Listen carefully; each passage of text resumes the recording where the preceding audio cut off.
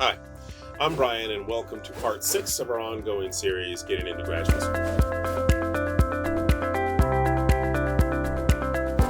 Today, we're going to talk about how a graduate school personal statement is different. Now, this is going to be the first of several parts where we're going to discuss in depth how to build a really compelling, unique, and interesting graduate school personal statement. And the big picture here is that I approach this from the point of view that if you're going to graduate school, you probably at some point wrote a personal statement for college.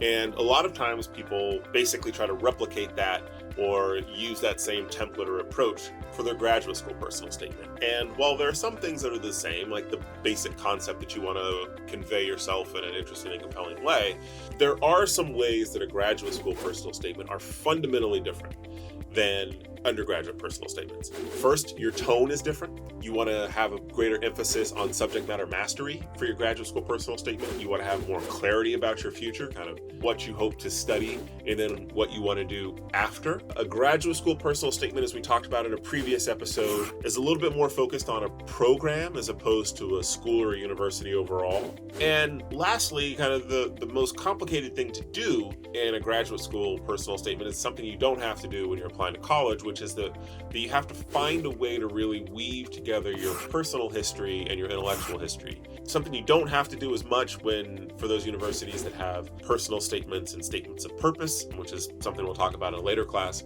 But as a general matter, when a university just has a personal statement for graduate school, there's this balancing act that you have to do where you bring these two things together. When I think about college personal statement, a lot of times they're maybe have a heavy emphasis on personality. A lot of times they're kind of meant to be zany or really narrative focused on this thing that I experienced or this thing that I went through. They can come across to a more mature reader as really gimmicky. But again, this is really understandable because if you think about who's applying to college, it's 17 and 18-year-olds. And due respect to 17 and 8-year-olds, they haven't really lived. They don't know what they're going to be. They don't really, most of them know what they're excited about. So there's a sense in which, a lot of times these personal statements can feel phony because they're asked to do something that is a little bit phony in the sense that they're asked to kind of project what they expect their lives to be, et cetera, et cetera. Graduate school is different. You're coming at this usually, in your mid-20s forward, and so you should have a more mature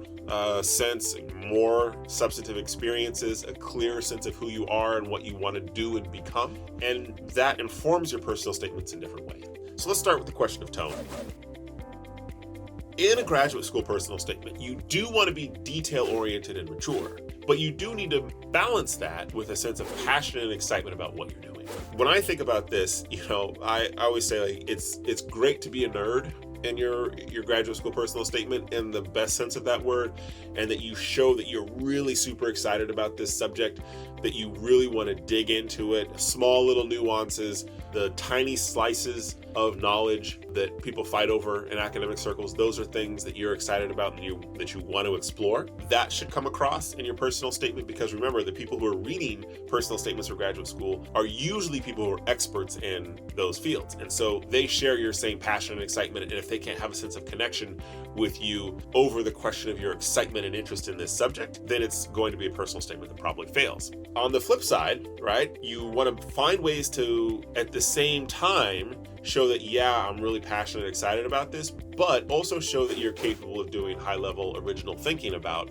a really thin slice of a topic or kind of a complex approach to an intellectual question. When I work with clients, I'll often tell them that this is an application and not a Tinder profile. And what I mean is, so many times people's experiences with undergraduate admissions are like, you got to throw your soul into it. You got to make people know who you are. There is some component of that. But remember, the admissions committee, they're not trying to find a life partner or figure out the machinations of your soul. They're trying to assess whether you have the talent to do difficult scholarship, an interesting perspective, and a germane set of experiences to build upon so that you would fit within the culture and approach of the department, and that you could thrive and excel doing the kinds of work that they do there. All right. I'm going to talk about something that's a little bit controversial. There's some disagreement about it, but I'm going to give you my perspective, and at the end, I'm going to tell you why I think it's the correct one and how I go about navigating the differences of opinion on this. And this has to do with demonstrating subject matter familiarity. My perspective for graduate school admissions essays, and it's one that I've had a lot of success with, both for myself and the clients that I've worked with.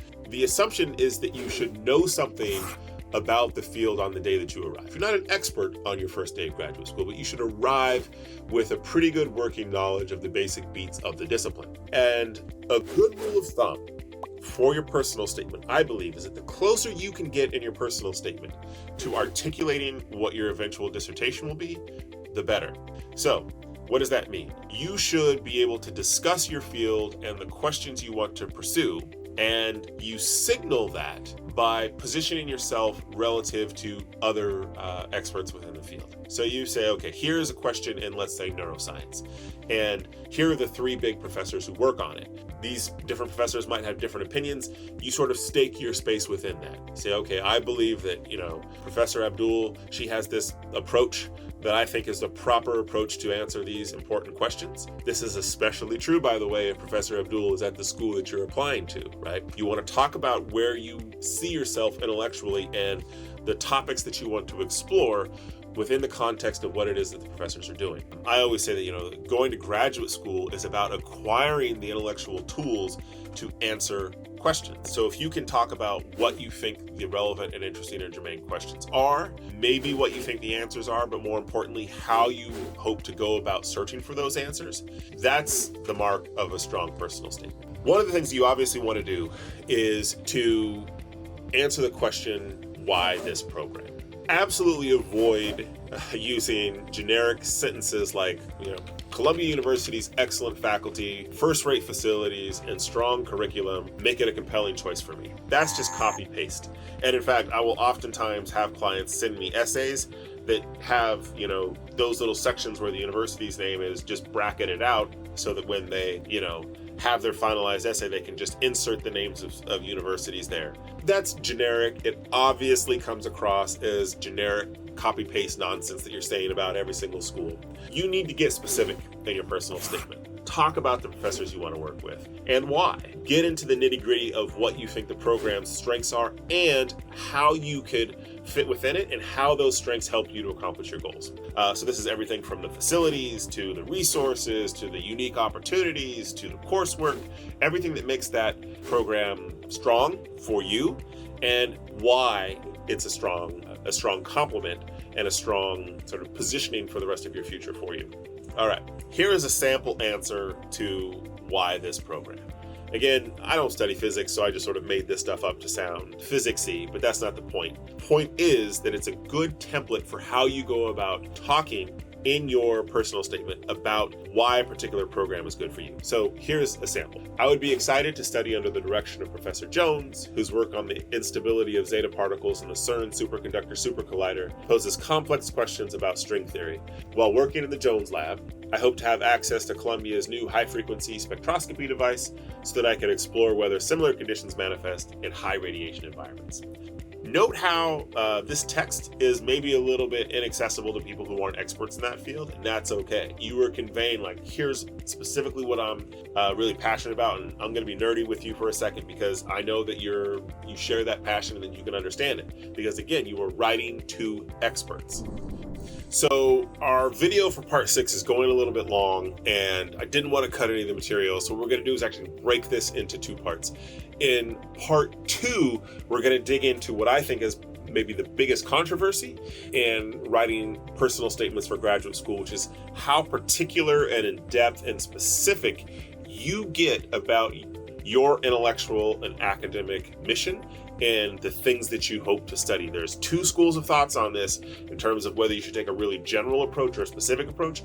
I'll tell you why I think the specific approach is the proper one, and we'll get into detail and share some tips and tricks for how you can navigate kind of that balance between making sure that you're sufficiently specific to demonstrate that you are thoughtful and understanding and mature about a topic, while at the same time not coming across as uncurious or dogmatic or absolutely only wedded to one particular point of view. All right, I'm Brian with GuruFi.com.